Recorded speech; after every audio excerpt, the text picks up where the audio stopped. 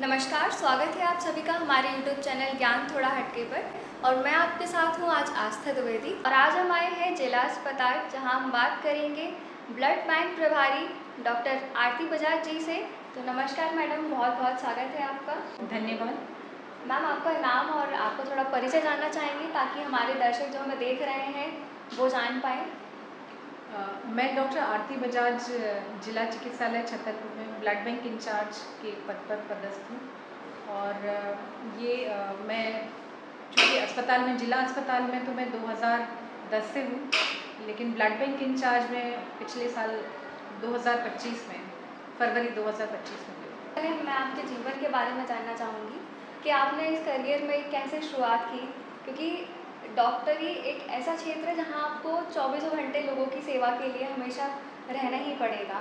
क्योंकि बहुत ज़्यादा सोच विचार लोग करते हैं कि कैसे वो अपना पूरा समय लोगों को देंगे।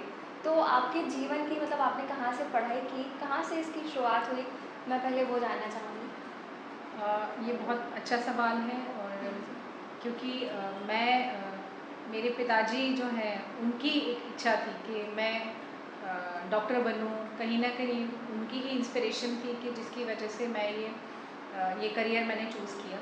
तो मैंने 2002 में उज्जैन मेडिकल कॉलेज में प्री मेडिकल टेस्ट जो परीक्षा थी उसमें सिलेक्शन हुआ था, तो उसमें मैंने एडमिशन लिया था। तो 2008 में मैंने MBBS कंप्लीट किया था। और फिर उसके बाद 2010 में मैंने छतरपुर में जिला चिकित्सालय as a medical officer join किया। तो फिर 2017 में मैंने पोस्ट ग्रेजुएशन के लिए एडमिशन लिया था। तो क्योंकि मेरा हमेशा से ही रुझान रहा था डायग्नोस्टिक ब्रांच के लिए, तो मैंने पैथोलॉजी में पोस्ट ग्रेजुएशन किया है। तो क्योंकि पोस्ट ग्रेजुएशन मेरा भोपाल से है, पीपल्स मेडिकल कॉलेज से, तो 2020 में मैंने जिला चिकित्सालय दोबारा ज्वाइन किया। तो तब से मैं जिला चिकित्सालय में अपनी सेवाएं दे रही हूँ। और 2025 में मैंने यहाँ ब्लड बैंक इंचार्ज के पद लोगों पर के पदस्थ ब्लड कितने तरीके के होते हैं, कौन कौन से टाइप होते हैं ब्लड के? देखिए, ब्लड ग्रुप जो है मुख्यतः ए बी और ओ मुख्यतः होते हैं। इसके अलावा जो होते हैं बहुत रेयर होते हैं ब्लड ग्रुप, बॉम्बे, कैलकेट, डफी, तो और भी होते हैं। लेकिन हमारे जो मुख्य होते हैं ए बी और ओ, इसमें भी A negative, B negative, A O positive, O negative, A B positive, A B negative, इस तरह से। मैम, ब्लड बैंक में आजकल जैसे कि लोगों को ब्लड डोनेट जब वो करते हैं तो उनको बहुत सारी मतलब ऐसी समस्याएं होती कि वो सोच विचार करते हैं। अगर उनको ब्लड डोनेट करना है तो वो काफ़ी लंबे समय तक सोचते हैं, फिर कहीं जाके करते हैं, क्योंकि उनको दुविधा होती है कि हमें कुछ हो जाएगा, मतलब कुछ ना कुछ ऐसी चीज़ें रहती हैं। तो इस बारे में आपका क्या विचार है कि लोगों के मन से वो डर हम कैसे निकाल सकते हैं? जैसे कि एक ये लोगों में कुछ गलतफहमी है और एक पुरानी धारणाएं हैं कि अगर हम अपने किसी मरीज़ को या किसी को भी ब्लड देंगे तो हम में कमज़ोरी आ जाएगी। तो ये चीज़ बिल्कुल ही गलत है कि ब्लड देने से कमज़ोरी आती है। अगर एक इंसान जो पूरी तरह से स्वस्थ है ना, उसका हीमोग्लोबिन भी जो है वो 12.5 है, और उसको कोई वाइटल्स उसके स्टेबल हैं, बीपी, पल्स, शुगर जो है, कोई बीमारी की हिस्ट्री ना हो कि उसमें कोई हृदय से संबंधित कोई बीमारी हो, झटके आते हो, या कोई स्किन डिसीज़ हो अपने हाथ में। तो अगर कोई स्वस्थ शरीर है और वो 18 से 65 वर्ष की उम्र का है, तो ऐसा व्यक्ति बहुत आसानी से रक्तदान कर सकता है बिना किसी हेजिटेशन के। क्योंकि रक्तदान करने के तुरंत बाद ही आपके शरीर में फिर कुछ प्रक्रियाएं तेज़ हो जाती हैं दोबारा रक्त बनने के लिए।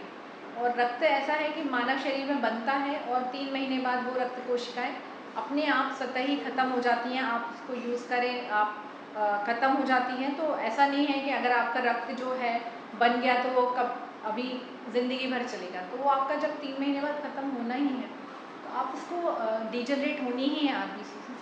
तो हम कहीं ना कहीं रक्तदान तो कर ही सकते हैं, है ना, क्योंकि आपका तो रक्तदान जैसे भी थोड़ा सा कम रक्त होगा तो तुरंत आपके शरीर में प्रक्रियाएं शुरू हो जाएंगी और फिर से रक्त बनने लगेगा। तो इसलिए मैं सबसे एक निवेदन करूँगी कि रक्तदान अपनी खुशी से करें और सबके लिए करें, मतलब सिर्फ अपने रिश्तेदारों के लिए नहीं, दूसरों के लिए भी करें और किसी के जीवन को बचाना, इससे अच्छा कुछ हमारा उद्देश्य नहीं हो सकता। तो मैम मैं आपसे अगला सवाल ये पूछना चाहूँगी कि अगर कोई रक्तदान करना चाहता है तो उसके लिए क्या उसको पहले कोई टेस्ट वगैरह कराने होते हैं या वो डायरेक्ट आके रक्तदान कर सकता है? इसकी क्या पूरी प्रक्रिया होती है? देखिए, जैसे स्वैच्छिक रक्तदान अगर कोई करना चाहता है तो वो डायरेक्टली हमारे पास ब्लड बैंक में आ सकता है। ब्लड बैंक में हमारे यहाँ 24 घंटे सुविधा उपलब्ध है, तो आप सीधे ही ब्लड बैंक में आकर मुझसे मिल सकते हैं या स्टाफ से भी कह सकते हैं कि हम रक्तदान करने के इच्छुक हैं। तो हम सबसे पहले उस पेशेंट का हीमोग्लोबिन चेक करते हैं, उसका आधार कार्ड चेक करते हैं, उसकी एज देखते हैं कि उसकी एज जो है 18 वर्ष से ज़्यादा की होनी चाहिए। फिर उसकी एक हिस्ट्री पूछते हैं कि कभी उसको कभी कोई झटके तो नहीं आए हैं, कोई दिल की बीमारी तो नहीं है, अभी अभी कोई रिसेंटली कोई सर्जरी तो नहीं हुई है। क्योंकि उत्साह तो अपनी जगह है, लेकिन हमें शरीर की स्वस्थता भी देखनी है।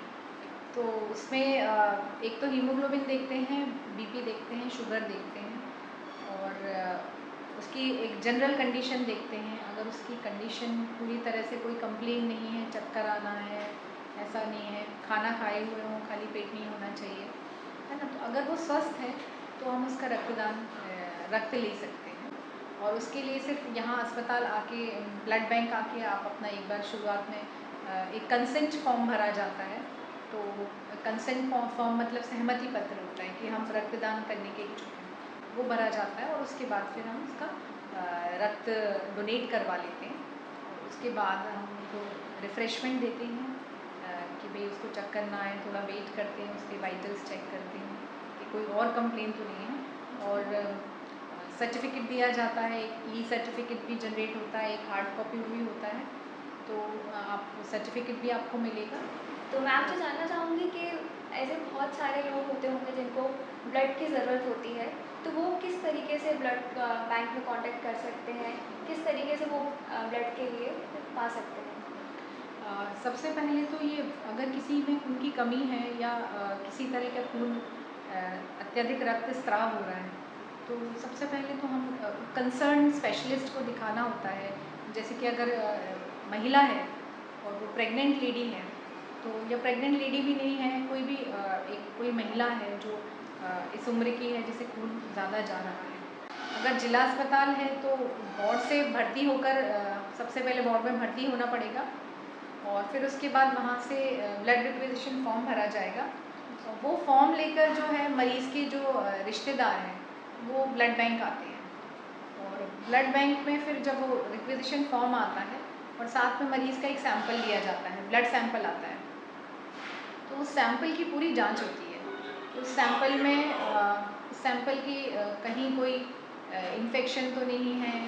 और साथ में जो डोनर है, डोनर भी आता है, तो उससे भी, उसका भी ब्लड लिया जाता है। तो एक तो उसकी 5 प्रकार की जांचें होती हैं।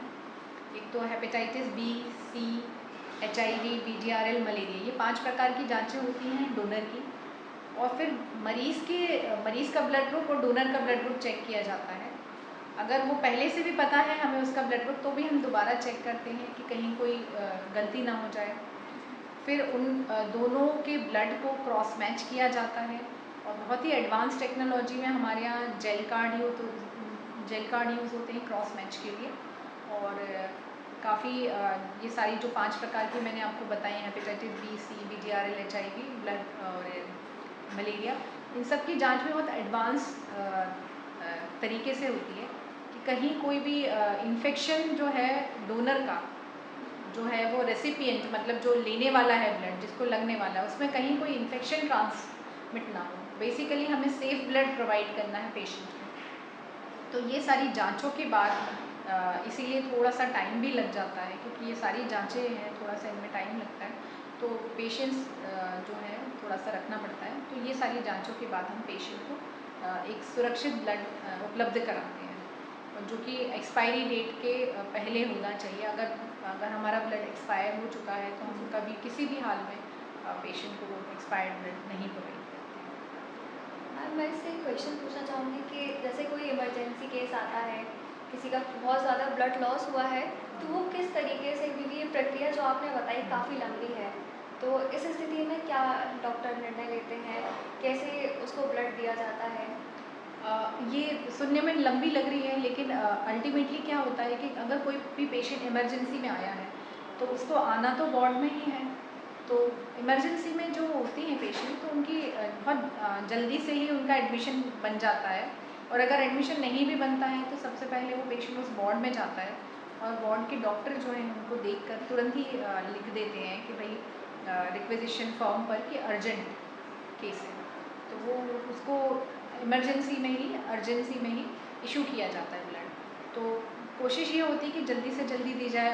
हमारे खुद स्टाफ के लोग आते हैं उस ब्लड को लेने के लिए जो इमरजेंसी में इशू किया जाता है। और अगर वो पेशेंट मान लीजिए बहुत ही क्रिटिकल कंडीशन में है, तो हमारी वार्ड आया जो है उनको इंस्ट्रक्शन दी गई है कि आप खुद जाके, क्योंकि मरीज़ को ये सब नहीं पता होता कहाँ जाना है, किससे बात करनी, तो वो खुद आती हैं और हम लोगों से भी कहती हैं कि आपको ये अर्जेंट देना है। और जल्दी से जल्दी कोशिश की जाती है कि ब्लड इशू हो जाए, पेशेंट के लिए फ़ायदा हो जाए। जी, ताकि तुरंत इलाज हो सके और जी, उसको हाँ। नया जीवन मिल सके। मैम, मैं आपसे जानना चाहूँगी, क्योंकि जब कहते हैं कि हर सिक्के के दो पहलू होते हैं, तो जब अच्छे लोग भी होते हैं जो आराम से पेशेंस रखते हैं, लेकिन कुछ ऐसे भी पेशेंट्स आते होंगे कि जो बहुत जल्दबाजी मचाते हैं, या मतलब उनको बहुत सारी मतलब बातें सुनाते हैं, या ऐसी कोई समस्या जो आपने लोगों के साथ देखी हो, उसके बारे में आप बताना चाहें? समस्याएँ तो बहुत होती हैं, लेकिन सबसे ज़्यादा जो समस्या मैंने फ्रीक्वेंटली देखी है वो ये है कि सबसे पहले तो पेशेंट ये नहीं कहते हैं कि हम ब्लड देंगे, वो सिर्फ ये कहते हैं हम ब्लड लेने आए हैं और हमें ब्लड लेना है।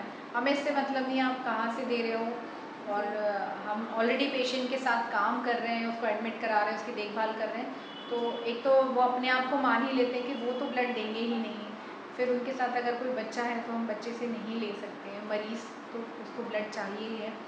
तो जैसे इतने लोग को तो वो हटा ही देते हैं, फिर उसके अलावा बाकी रिश्तेदार हैं उनसे हम लोग कहते हैं कि आप ब्लड दे दीजिए।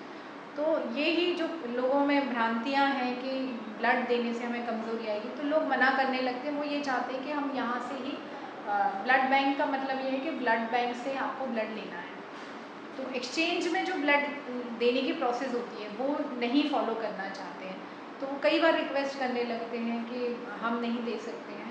और इसमें कुछ सच्चाई भी होती है। कुछ लोग एक्चुअल में जो कि बहुत कमज़ोर तबके के होते हैं, कुछ ऐसे मरीज़ होते हैं जो कैंसर पेशेंट है जिसको हर महीने ब्लड लग रहा है, तो उसके परिवारजन कितने बार उसे ब्लड देंगे।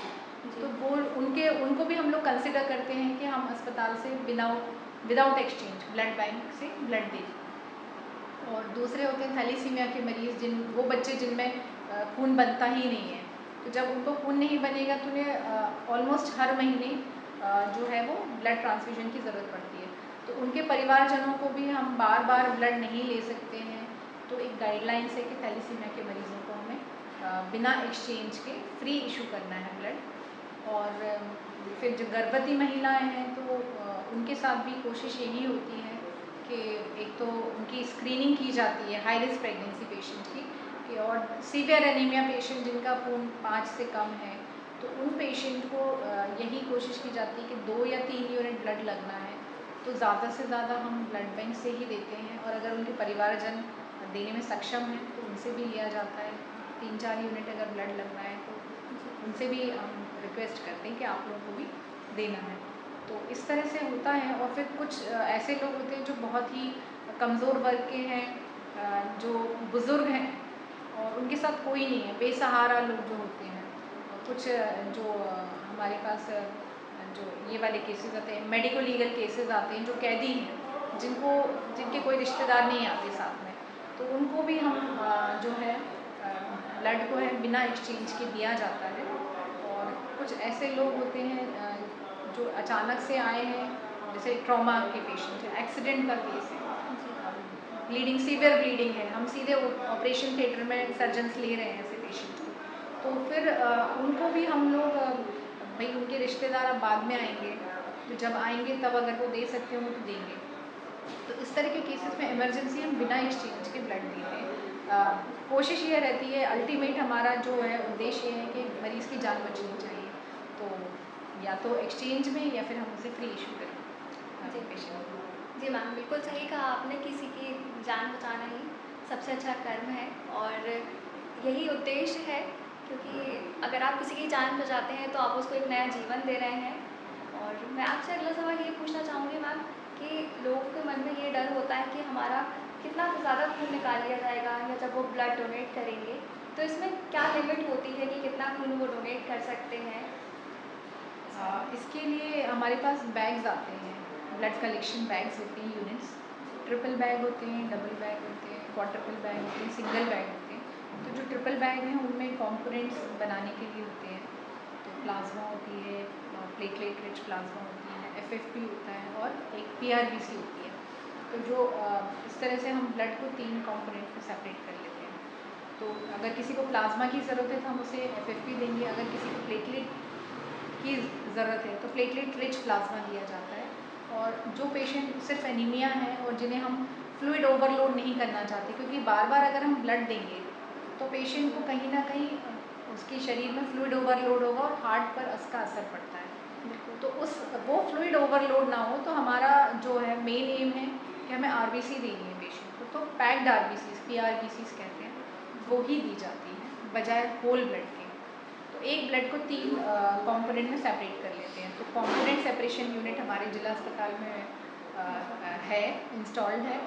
और ये बहुत खुशी की बात है कि इसका मतलब इंस्टॉलेशन हो गया। हमारे यहाँ कंपोनेंट सेपरेशन यूनिट बड़े अच्छे तरीके से काम कर रही है। तो उस चीज़ को हम लोग एक इंसान का ब्लड हम 3 लोगों को जो है लाभ पहुंचाने के काम आता है। तो एक तो ये है, और दूसरी बात ये है कि उसका जो यूनिट है, ब्लड यूनिट, ब्लड बैग, उसका साइज़ जो है वो फिक्स रहता है। तो 350 ml जो है वो ब्लड हम लोग लेते हैं पेशेंट।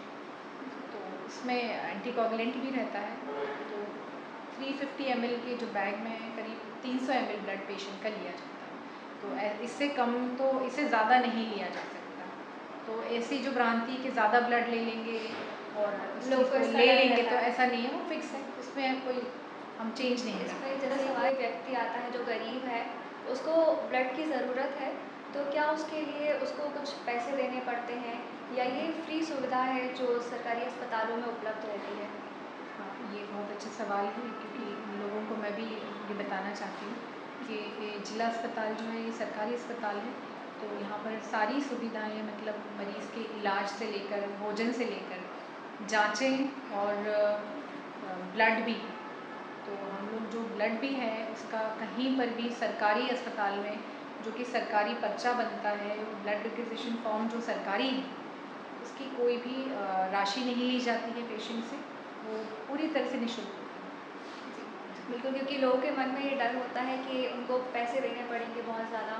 तो मैम जैसे कि लोग आते हैं और जैसा आपने बताया कि फ्री में उनको ब्लड मिलता है, लेकिन कहीं न कहीं कुछ लोग होते हैं जो जिनको कोई जानकारी नहीं होती, फिर भी उनसे पैसे ले लिए जाते हैं। तो इस बारे में आप क्या कहना चाहती हैं? ये इस बारे में यही कहूँगी कि एक तो कि सरकारी पर्चा है तो हमारी तरफ से नहीं लिया जाता है। लेकिन अगर कोई प्राइवेट अस्पताल का मरीज़ आता है और वो प्राइवेट पर्चा लेकर आता है और रिक्वेजिशन फॉर्म लेकर आता है, तो हम प्राइवेट अस्पताल से सरकार के द्वारा ही जो निर्देश दिए गए हैं, तो एक रसीद बनती है 1050 की। तो वो रसीद, उसकी बाकायदा आपको रसीद भी मिलेगी। तो वो लिया जाता है, वो राशि ली जाती है प्राइवेट अस्पताल के मरीज़ से। तो ये जो राशि है इसका उद्देश्य ये रहता है कि हम जितने भी टेस्ट लगा रहे हैं तो उसका उसकी जो टेस्ट की जो कीमत है तो वो ली जाती है और वो सरकार के ही खाते में जाती है। और दूसरी बात, जैसे आपने कहा कि लोगों का कहना है कि हम अस्पताल में गए और हमारे ब्लड में पैसे लग गए। जी, जी। तो पैसे तो नहीं लिए जाते हैं कोई भी सरकारी कर्मचारी के द्वारा। अब कोई बाहर से अगर किसी मरीज़ से, किसी दोस्त को अपनी तरफ से अपनी इच्छा से ब्लड देने के बदले पैसे देता है जी। और वो हमारी जानकारी में नहीं है, तो ये उसकी ही आपस की अंडरस्टैंडिंग है कि भाई आपने हमारे मरीज़ को ब्लड दिया है और हम आपको उसके भाई कुछ खाने के लिए, रिफ़्रेशमेंट के लिए, जूस के लिए उसने दिए हैं और वो हमारी जानकारी में नहीं है। क्योंकि हमारे पास कोई भी मरीज़, आज तक हम पूछते भी हैं कि आपने कुछ पैसे दिए, तो वो कहते नहीं, हमने कोई पैसे नहीं दिए, भाई हमारा रिश्तेदार है इसलिए वो अपनी इच्छा से ब्लड दे रहा है और दोस्त है तो वो दे रहा है। तो ये उनकी आपस की अगर कोई अंडरस्टैंडिंग हो तो ये मेरी जानकारी में नहीं है।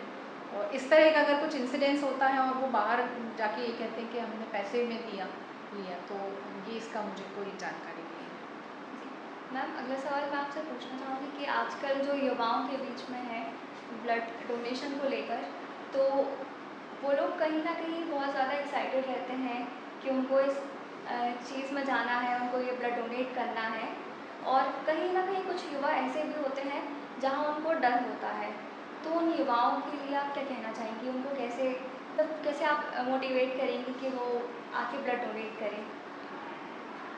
मैं उनसे यही कहना चाहूँगी कि आप एक बार अस्पताल में जाइए, वार्ड में जाइए और लोगों की मजबूरियाँ देखिए, उनकी कंडीशन देखिए कि वो किस कंडीशन में अस्पताल में मतलब अपनी ज़िंदगी और मौत से जूझते हैं।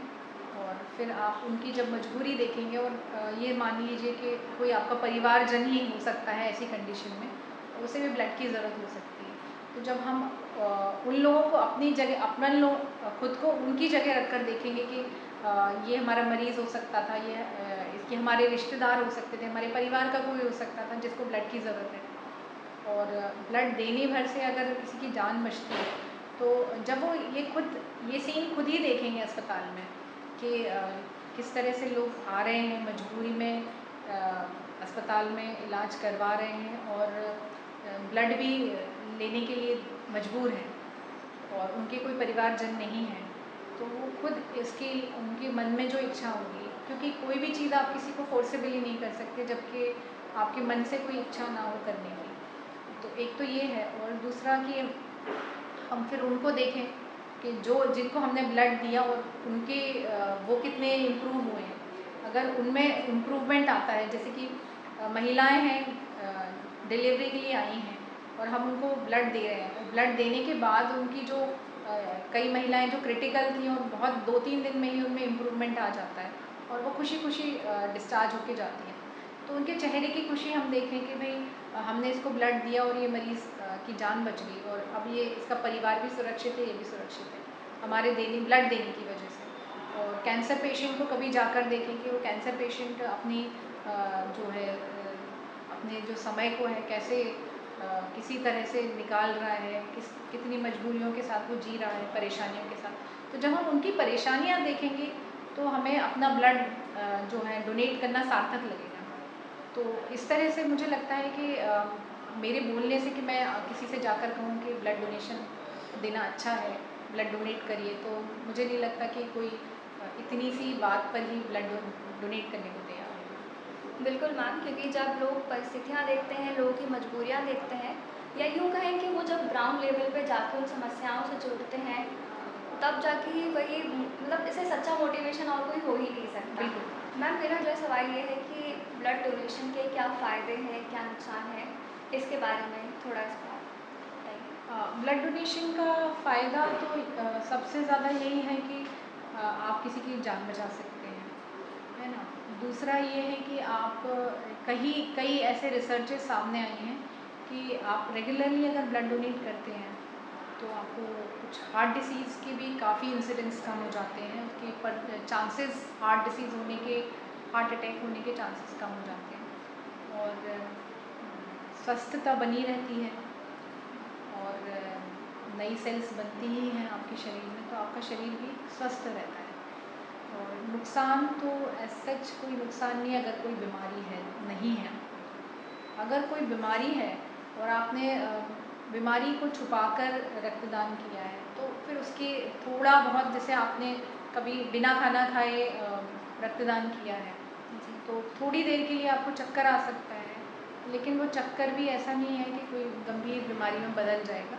आप थोड़ा सा रेस्ट करेंगे, पानी जो है उसका फ्लूइड जो है वो आप जूस लेंगे जिसमें इलेक्ट्रोलाइट्स भी हैं, पानी भी है, तो आपकी बॉडी को अगर हाइड्रेट करेंगे तो थोड़ा सा आप नॉर्मल टेम्परेचर में रहेंगे। गर्मी में तुरंत बाहर नहीं निकलना है, आपको थोड़ी देर के लिए 5-10 मिनट के लिए रेस्ट करना है और जब आपको अपनी कंडीशन सही लगने लगती है कि आप चलने लायक हैं, तभी आपको ब्लड बैंक से बाहर जाना है या रक्तदान के बाद उठना है बेड से।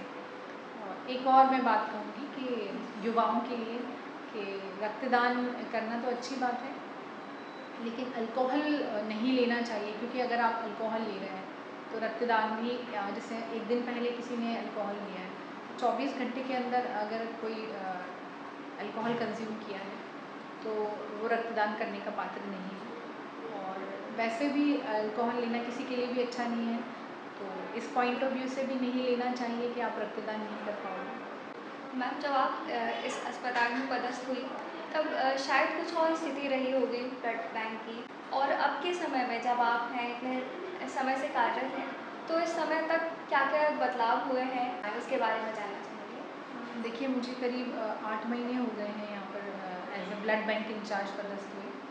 तो फरवरी में मैं यहाँ पर पदस्थ हुई थी, और यहाँ पर करीब 90 यूनिट्स जो है वो ब्लड था। तो मैं ये तो नहीं कहूँगी कि कम था या ज़्यादा था, पर जो एक निरंतरता चलती है ब्लड की तो वो थी। लेकिन हाँ, थोड़ी सी क्योंकि कम यूनिट्स अगर हमारे पास होती तो हम जो एक आपको मैंने बताया कि विदाउट एक्सचेंज जो फ्री ब्लड दिया जाता है पेशेंट को, उसके लिए हमें थोड़ा सोचना पड़ता है कि हम किसको दें किसको ना दें। तो ये थोड़ी सी परेशानी थी। तो मैंने कोशिश की, सारे जो स्वयंसेवी संस्थाएं हैं और जो हमारे रक्तवीर हैं अमित जैन जी, इनसे भी मैंने कांटेक्ट किया। और जो है ये ब्रह्म कुमारी आश्रम जो है, इन्होंने भी इच्छा जाहिर की कि ब्लड डोनेशन कैंप लगाना चाहते हैं। गांधी आश्रम है, एनसीसी है, और ये सामाजिक और भी संस्थाएं हैं जो स्वयंसेवी संस्थाएं हैं, और बहुत सारी जो संस्थाएं हैं, इन्होंने मिशन हॉस्पिटल के जो स्टाफ हैं इन्होंने भी मतलब इच्छा जाहिर की कि हम ब्लड डोनेशन कैंप लगवाना चाहते हैं। और यहाँ सब जितने भी सिंधी समाज के लोग हैं, और कुछ लोग ऐसे हैं कि जिन्होंने हमसे ब्लड लिया है फ्री में, और फिर उसके बाद उन्होंने कहा कि हम मैडम, क्योंकि भाई इस बात से प्रभावित हुए हैं कि यहाँ पर ब्लड जो है वो लोगों को दिया जा रहा है, और जिनकी ज़रूरत है उनको दिया जा रहा है बिना किसी परेशानी के।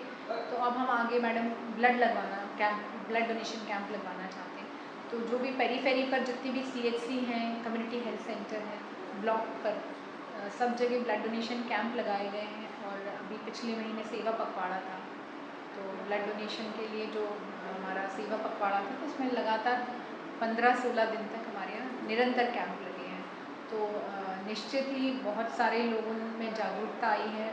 और मैं ब्रह्म कुमारी आश्रम का और ये रक्तवीर सेवा दल के जो प्रमुख हैं अमित जैन जी का, और गांधी आश्रम के जो हैं डॉक्टर साहब, उन सब का ही मैं बहुत धन्यवाद देना चाहती हूँ इस चैनल के माध्यम से। और सारे जो हमारे रेगुलर जो ब्लड डोनर हैं, जो रक्तदान करते ही रहते हैं। कई लोग मुझसे मिलते हैं और मैं उनसे मना भी करती हूँ कि अभी आपने दिया था, तो कहने लगे नहीं मैडम, हमारे 3 महीने हो गए तो हम फिर से ब्लड देना चाहते हैं। तो जो रक्तदाता, इच्छुक रक्तदाता हैं, मैं उन सभी का धन्यवाद भी देना चाहती हूँ कि जो जिनकी वजह से मेरे पास अभी करीब 300 यूनिट अभी पिछले महीने हमारा 380 यूनिट के करीब ब्लड इकट्ठा हो गया था। तो जो अपने आप में एक बड़ी उपलब्धि है कि इतना ब्लड इकट्ठा हो गया है, और हम जो ज़रूरतमंद लोगों को बहुत आसानी से ब्लड दे। तो मैम मेरा अंतिम सवाल आपसे यही है कि आप लोगों को क्या संदेश देना चाहेंगी, किस तरीके से वो लोगों की सेवा कर सकते हैं, और क्या चीज़ें मतलब जो भी आप बोलना चाहें लोगों को। As a blood bank incharge तो मैं यही संदेश देना चाहूँगी कि आपको रक्तदान करना चाहिए और रेगुलरली करना चाहिए, और बिना किसी के कहने से पहले ही आपको रक्तदान करने के लिए ब्लड बैंक में आने की इच्छा जाहिर करनी चाहिए। और एक एज अ पर्सन मैं सबसे यही कहना चाहूँगी कि अपनी मानव की संवेदनाएं जो हैं वो थोड़ी आजकल कम हो गई हैं। तो आप उस संवेदना को जागृत करना है अगर, तो आप अलग अलग जो है, मैं कल ही वहाँ पर निर्वाणा फाउंडेशन गई थी, तो आप कहीं ना कहीं अनाथ आश्रम जाइए, अस्पताल जाइए और वृद्धाश्रम जाइए। तो वहाँ पर जब आप लोगों को देखेंगे कि लोग एक्चुअल में जो ज़िंदगी जी रहे हैं वो बहुत अलग है, और हम जो वर्चुअल वर्ल्ड में सोशल मीडिया के ज़माने में हैं वो एक अलग है ज़िंदगी। तो कहीं ना कहीं, और आप ज़्यादा नहीं तो अपने परिवार की सेवा कीजिए, अपने माता पिता की सेवा कीजिए, और जो भी ज़रूरतमंद है आपको कहीं भी दिखता है, चाहे वो आपके घर के पास हो, पड़ोसी हो या अस्पताल में दिखता है, या आप जहाँ भी काम करते हैं जिस जगह पर भी, उस जगह पर भी जो भी आपको ज़रूरतमंद इंसान दिखता है, तो हमें कोशिश करनी चाहिए। एक बच्चा भी है, अगर वो भूखा दिख रहा है तो हम उसे कुछ खाने का दे सकते हैं, और अगर कोई प्यासा दिख रहा है तो लोग जैसे सेवा करते हैं, ठंड आ रही है तो ब्लैंकेट दे सकते हैं। तो किसी भी तरह की जो हमें ज़रूरत के हिसाब से उस इंसान की मदद की जा सकती है, और थोड़ा सा अपने स्वार्थ को से एक साइड में रख के हमें लोगों की मदद करने की कोशिश करनी चाहिए। Thank you. बिल्कुल मैम, ये सही कहा आपने, क्योंकि अपने लिए तो सब करते हैं, सब बड़ी बात तो तब होगी जब आप दूसरों के लिए करें, उन्हें खुश करें और उनके चेहरे पर एक प्यारी सी मुस्कान लाएं। तो मैम आपका बहुत बहुत धन्यवाद, आपने अपना कीमती समय दिया। तो ये आज हमने बात करी यहाँ मैम से ब्लड डोनेशन और ब्लड बैंक में क्या कैसी प्रोसेस होती है, क्या कैसी समस्याएं होती हैं, सारे पहलुओं को जाना। तो इसके लिए बहुत बहुत धन्यवाद मैम, और आप सभी का भी बहुत बहुत धन्यवाद। और देखते रहिए हमारा यूट्यूब चैनल ज्ञान थोड़ा हटके। नमस्कार।